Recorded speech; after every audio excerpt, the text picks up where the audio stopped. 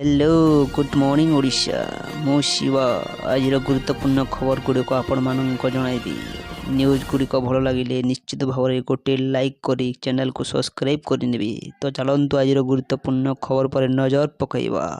Number 1 ठिका सरकारी कर्मचारी कटिबनी राशन कार्ड। ठिकारे नियुक्त होइतिबा सरकारी कर्मचारी मासिक 15,000 टंकार कम दरमा पाउतिले सेमानकर राशन कार्ड कटिब नाही। सेमाने कार्ड फेराइबार आवश्यकता नाही। भल चाकरी किंबा भल दरमा पाउतिबा सरकारी कर्मचारी निजर राशन कार्ड फेराइबा उचित बोली गणमाध्यम को कहिसंती जोगाण मंत्री कृष्णचंद्र पात्र। श्री पात्र कहते जे सबु जिल्लारू कार्ड फेराइबा प्रक्रिया जारी रही। 2 दिन तले यह संख्या 12,000 थिबा बेले आज ता 20,000 रे पहुंची। नंबर 2 बारवाटी खेलिले मुख्यमंत्री। फेब्रुआरी 9 तारिख में बारवाटी स्टेडियम रे आयोजित हेबो भारत इंग्लैंड दिनिकिया श्रृंखलार द्वितीय मैच। शुक्रवार मुख्यमंत्री मोहन चरण माझी शुक्रवार बारवाटी स्टेडियम गस्त कर प्रस्तुतिर समीक्षा करिसेंती। आसंता मैच पई मोड़िया रे चलीथिबा व्यापक प्रस्तुति को बुली देखिबा सहित मैच आयोजन संक्रांत रे ओडिशा क्रिकेट संघ ओसीए कर्तृपक्षों सहित पुंखानुपुंख आलोचना करथिले। नंबर 3 युक्त 2 थियोरी परीक्षा 12 पठाଯିब प्रश्नपत्र। फेब्रुआरी 18 रु युक्त 2 थियोरी परीक्षा हाथ में कम समय रही उच्च माध्यमिक शिक्षा परिषद सीएचसी पक्षर जोरदार प्रस्तुति करा जायछि।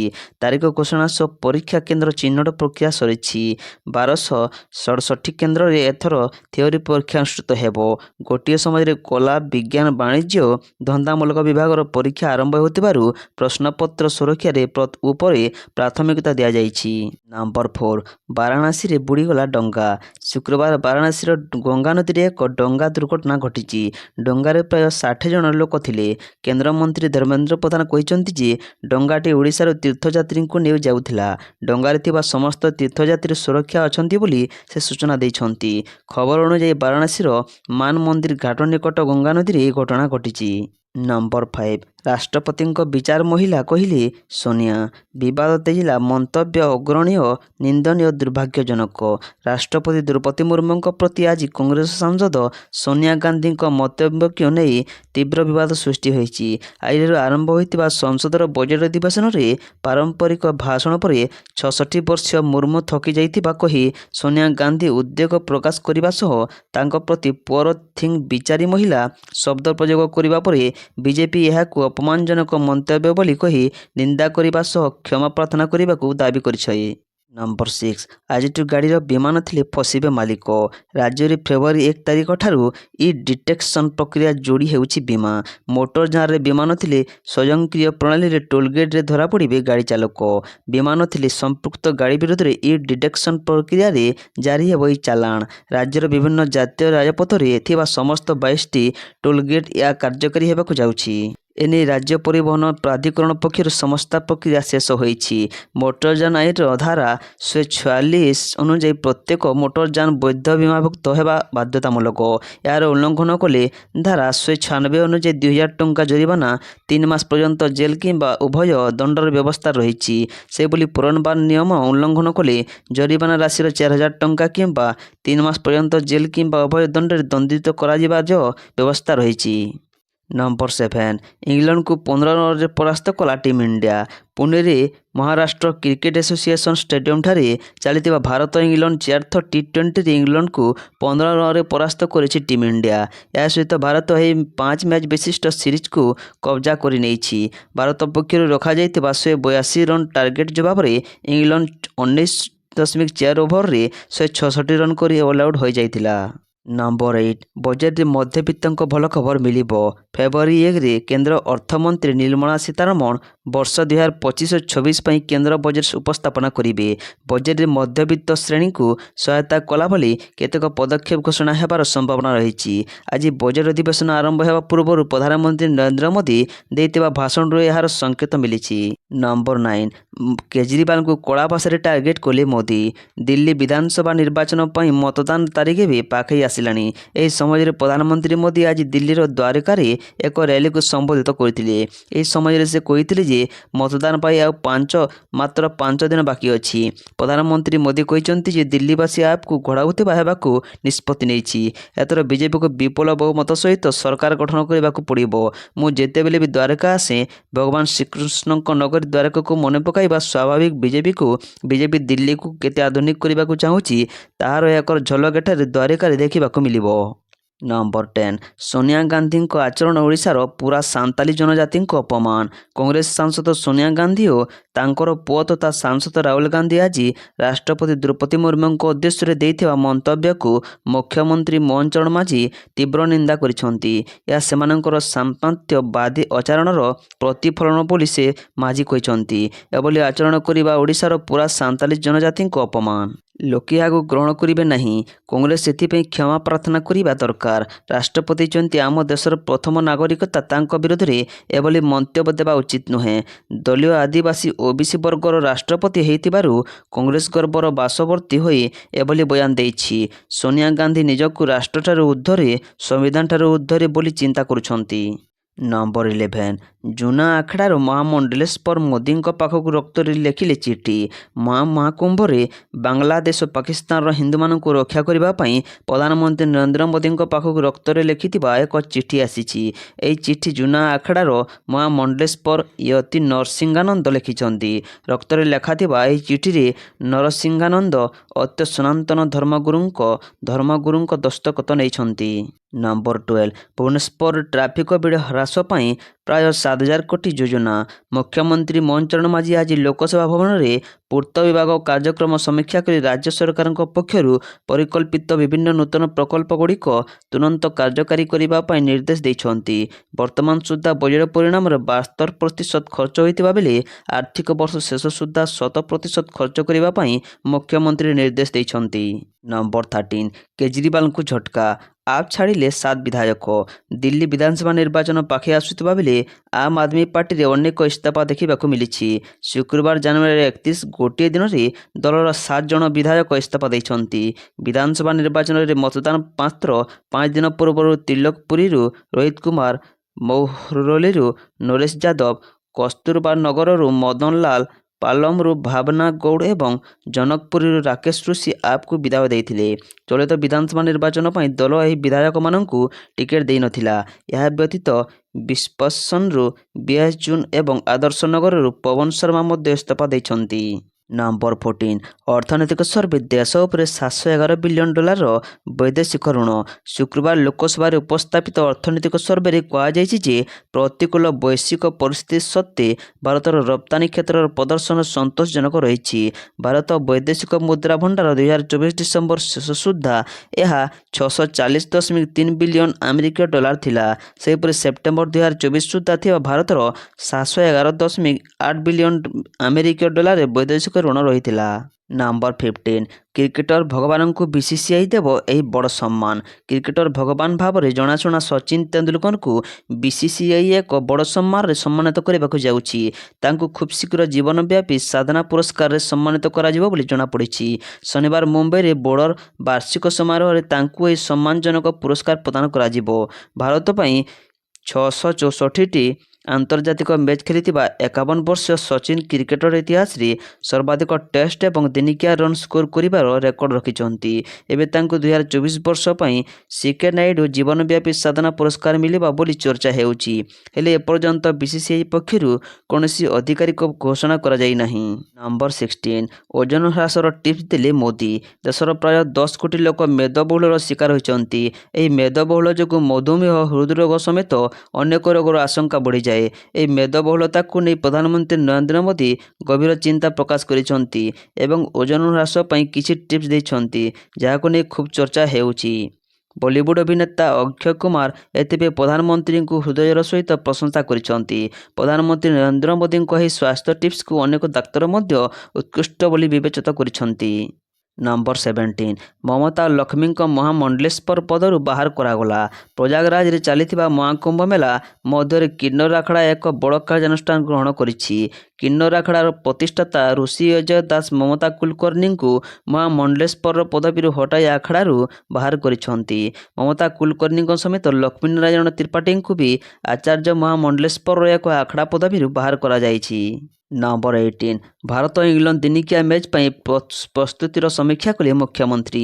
ବାରବାଟୀରେ ହେବାକୁ ଥିବା ଭାରତ ଇଂଲଣ୍ଡ ଦିନିକିଆ ମ୍ୟାଚ୍ ପାଇଁ ପ୍ରସ୍ତୁତିର ସମୀକ୍ଷା କରିଛନ୍ତି ମୁଖ୍ୟମନ୍ତ୍ରୀ ମୋହନ ଚରଣ ମାଝୀ। ନିଜେ ବାରବାଟୀ ଷ୍ଟାଡିୟମ ଯାଇ ପ୍ରସ୍ତୁତିର ସମୀକ୍ଷା କରିଛନ୍ତି ମୁଖ୍ୟମନ୍ତ୍ରୀ। ଏହି ଅବସରରେ ମୁଖ୍ୟମନ୍ତ୍ରୀ ଷ୍ଟାଡିୟମରେ କ୍ରିକେଟ ଖେଳିଥିଲେ। ତାଙ୍କ ସହ କ୍ରୀଡ଼ା ମନ୍ତ୍ରୀ ସୁରେଶ ସୂର୍ଯ୍ୟବଂଶୀ ମଧ୍ୟ ପ୍ରସ୍ତୁତିର ତଦାରଖ କରିବା ସହିତ କ୍ରିକେଟ ଖେଳିଥିଲେ। ନମ୍ବର 19 ସ୍ପେସ୍ ଷ୍ଟେସନକୁ ପ୍ରଥମ ଭାରତୀୟ ମହାକାଶଚାରୀ ଭାବେ ଯାତ୍ରା କରିବେ ଶୁଭ୍ରାଂଶୁ। ଭାରନାସା ଅଭିଯାନ ରେତୀୟ ଯବାନ ଭାରତୀୟ ବାୟୁସେନାର ପାଇଲଟ ଶୁଭ୍ରାଂଶୁ ଶୁକ୍ଲା ନାସାର ମିଶନ 4 ଅଭିଯାନରେ ସାମିଲ ହୋଇଛନ୍ତି ବୋଲି ସୂଚନା ରହିଛି।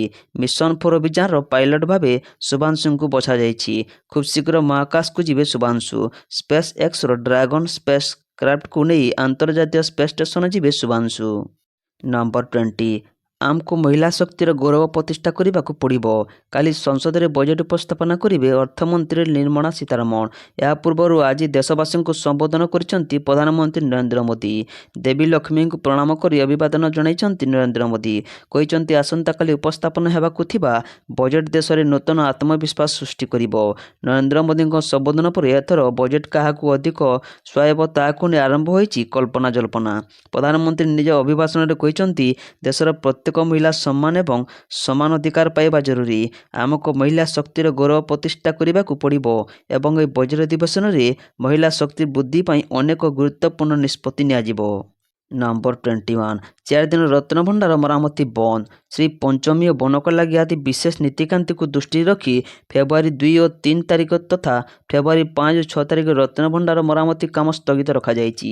ଏହି ଦିନ ବ୍ୟତୀତ ଅନ୍ୟ ଦିବସରେ ରାଜ୍ୟ ସରକାରଙ୍କ ଅନୁମୋଦିତ ମାର୍ଗଦର୍ଶିକା ଏବଂ ଶ୍ରୀମନ୍ଦିର ପ୍ରଶାସନ ବ୍ୟବସ୍ଥା ଅନୁସାରେ ରତ୍ନଭଣ୍ଡାର ମରାମତି କାମ ଚାଲୁ ରହିବ।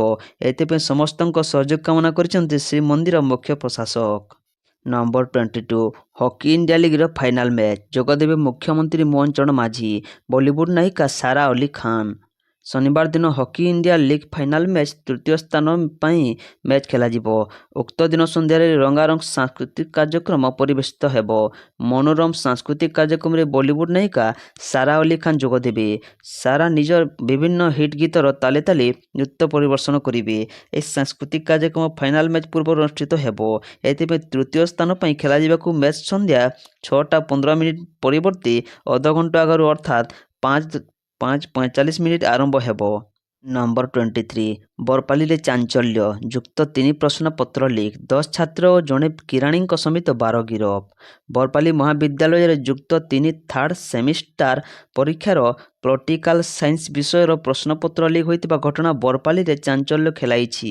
ଏନେଇ ବରପାଲି ମହାବିଦ୍ୟାଳୟ ଅଧ୍ୟକ୍ଷ ଥାନାରେ ଏତଲା ଦେବା ପରେ ପୁଲିସ ମାମଲା ରୁଜୁ କରି 10 ଜଣ ଛାତ୍ର ଜଣେ କିରାଣୀଙ୍କ ସମେତ 12 ଜଣଙ୍କୁ ଗିରଫ କରିଥିବା ବିଶ୍ୱସ୍ତ ସୂତ୍ରରୁ ସୂଚନା ମିଳିଛି।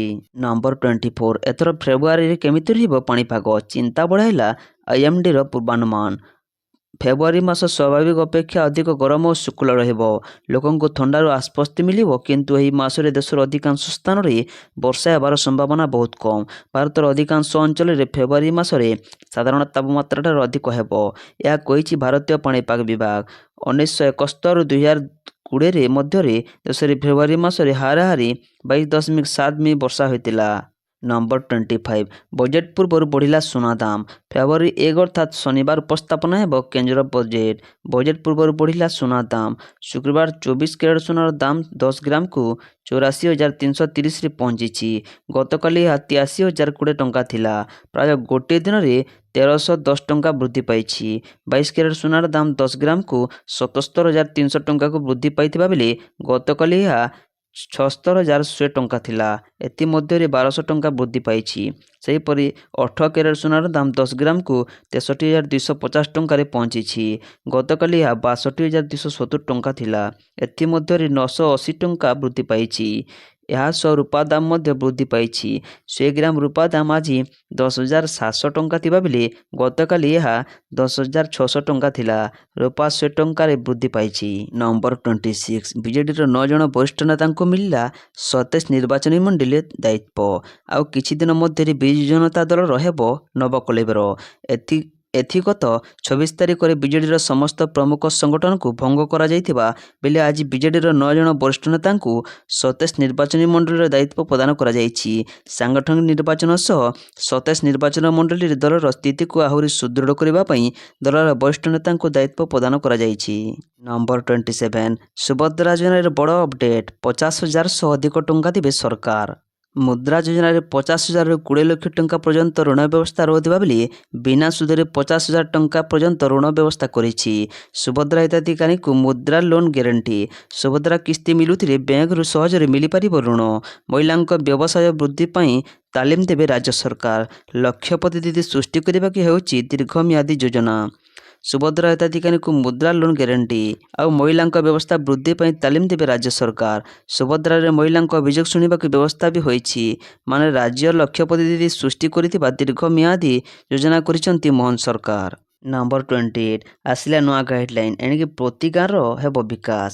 ଆସିଲା ନୂଆ ଗାଇଡ଼ଲାଇନ୍ ଏଣିକି ପ୍ରତି ଗାଁର ହେବ ବିକାଶ।